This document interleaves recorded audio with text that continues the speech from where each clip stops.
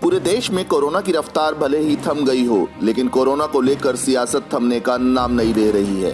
गुरुवार को यूपी विधान परिषद में एक बार फिर ऑक्सीजन की कमी से हुई मौतों पर सवाल उठे।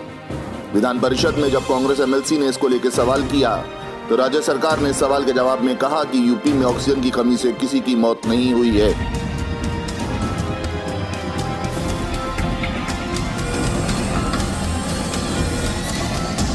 ये कागज राज्य सरकार का वो जवाब है जिसे देखकर विपक्ष की नाराजगी बढ़ गई है। गुरुवार को यूपी विधानसभा परिषद में एक बार फिर कोरोना की दूसरी लहर का मुद्दा उठा। कांग्रेस एमएलसी दीपक सिंह ने कोरोना की दूसरी लहर में ऑक्सीजन की कमी से हुई मौतों की जानकारी मांगी। इसी जवाब में राज्य सरकार के स्वास्थ्य मंत्री जयप्रताप सिंह ने लिखित जवाब देते हुए कहा कि ऑक्सीजन की कमी से किसी की मौत नहीं हुई है। राज्य सरकार के इस जवाब से एमएलसी दीपक सिंह ज्यादा खुश नहीं हुए और गुरुवार को सभा में सरकार के जवाब पर पलटवार कर दिया। मंत्री सदन के भीतर कह रहे हैं कि ऑक्सीजन कमी से कोई डेथ नहीं हुई, यहां पर मौजूद नहीं है, लेकिन सरकार के कई मंत्रियों ने खुद पत्र लिखा कि उत्तर प्रदेश में ऑक्सीजन के कारण मौतें हो रही हैं। जो आज देश में मंत्री हैं, सांसद रहे उत्तर प्रदेश के, उन्होंने लिखा ऑक्सीजन के कारण मौतें हो रही हैं। इस प्रदेश के सांसद रहे जो पहले मंत्री थे, ऑक्सीजन की मांग करते रहे कि ऑक्सीजन नहीं मिल रही है, मेरे परिजन की मृत्यु हो जाएगी। क्या सभापति महोदय, मैं जानना चाहता हूं, जो मौतें पूरे प्रदेश ने देखी थी, क्या उन मौतों की सूचना सरकार के पास नहीं है? गंगा में बहती लाशें, ऑक्सीजन और के लिए तड़पते लोगों को सरकार ने नहीं देखा था? इससे पहले भी विपक्ष ने केंद्र सरकार से ऐसे ही ऑक्सीजन की कमी से हुई मौतों के आंकड़े के बारे में पूछा था। तब स्वास्थ्य मंत्री मनसुख मंडाविया ने कहा था कि राज्यों ने इस तरह का कोई डेटा नहीं दिया है।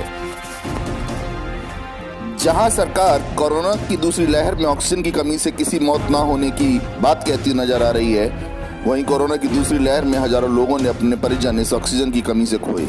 आइए दिखाते हैं कि क्या कहना है उनका।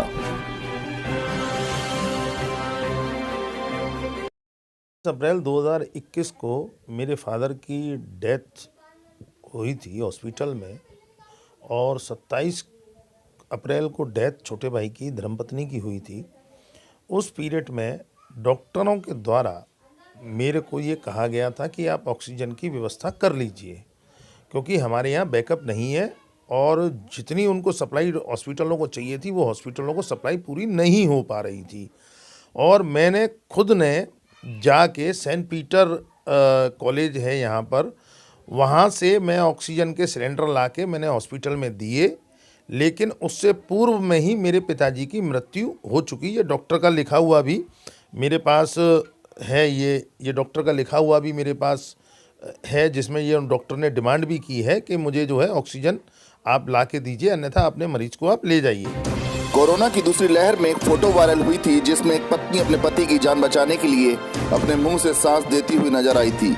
ऑक्सीजन की कमी के चलते अपने पति को गंवाने वाली रेणु का क्या कहना है, आइए जानते हैं। सारे स्टाफ ने हमको मतलब एकदम अफ्लेक्स कर दिया कि आपके पेशेंट की ज़्यादा मतलब तबीयत खराब है, तो हमने कही हम अपने पेशेंट की जिम्मेदारी अपने ऊपर ले रहे हैं, आप अपने पेशेंट को हमारे पेशेंट को एडमिट तो कर लीजिए। लेकिन उन्होंने साफ मना कर दिया कि यहाँ पे ऑक्सीजन की व्यवस्था नहीं है, यहाँ पे बहुत मतलब बेड भी खाली नहीं है, आप और कहीं लेके आइए, यहाँ पे आपको एडमिट नहीं करा जाएगा आपके पेशेंट। तब भी हमने बोला मैंने कि आप भी कुछ नहीं कर सकते, हम भी कुछ नहीं कर सकते, वो तो भगवान के हाथ में जो भी है, लेकिन आप एडमिट तो कर लीजिए। लेकिन उन्होंने एडमिट नहीं कर दिया। सांस लेने में काफ़ी मतलब एकदम उनको बहुत प्रॉब्लम होती जा रही थी। फिर हम उसके बाद में हम वहाँ पे मेडिकल इमरजेंसी लेके गए थे। मेडिकल इमरजेंसी में हम जैसे अंदर तक पहुँचे तो हल्का हल्का सा उनको थोड़ा सा हो रहा था। हमने अपने मुंह से सांस देने की बहुत मतलब कोशिश की थी। जैसे इनको बेंच चेयर पे लेटाया गया तब ऐसे वो उनको अंदर लेके गए थे, उन्होंने वहीं पर।